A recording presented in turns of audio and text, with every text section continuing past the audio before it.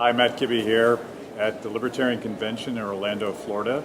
And we caught the man of the hour, Austin Petersen. Good to see you, man. Good to see you, Matt. Thanks for having me. So you're busy. Yeah. This is the moment. Yeah. But for people that aren't here at this convention, that haven't been reading all the books you and I read when we were kids, explain to people, what is a libertarian? Well, it's a little complicated, but to make it very general, a libertarian is someone who believes in fiscal conservatism and social whatever you want, just as long as you don't force it on anybody else. And that means that you can be socially conservative. It means you can be socially liberal. The idea is that you have tolerance for other people's viewpoints. And constitutionally, it means that you can live your life as you please, provided you harm no one else. And we all are governed under the same laws, and it's really just laissez-faire. So what do you think the moment is that made you decide to run for president? I loved Rand Paul, and I always liked Ted Cruz, and those are our boys.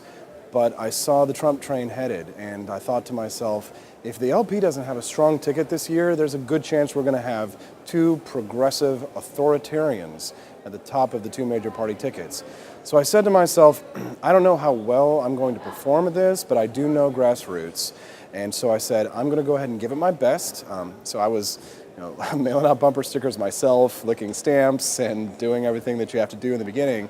And then it just started to blossom. And now here I sit with an army at my back, ready to go. And I'm ready to take on these two frontrunners with a pure message of liberty. So your message to Liberty Republicans, constitutional conservatives, what are the top three things that we should care about? Rule of law. Number one, the president must act only within the powers of the executive branch. Those powers are limited and strictly enumerated.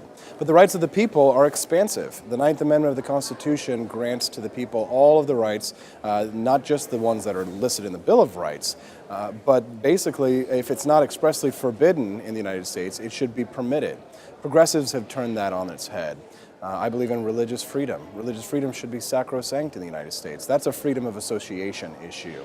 And also fiscal conservatism. I think we need to have budget cuts. I would love to see drastic cuts in the budget, but I'm not trying to freak people out. So I like Rand Paul's penny plan, and I liked his flat plan, so I've adopted them in many ways, and I think that the only problem with the plan with Rand and Ted was just they couldn't get through their Republican primaries.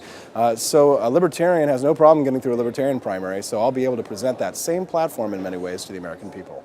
It's interesting that you now have potentially the only vehicle to be on all 50 state ballots against an authoritarian Republican and an authoritarian Democrat. Yep. Is this the libertarian moment?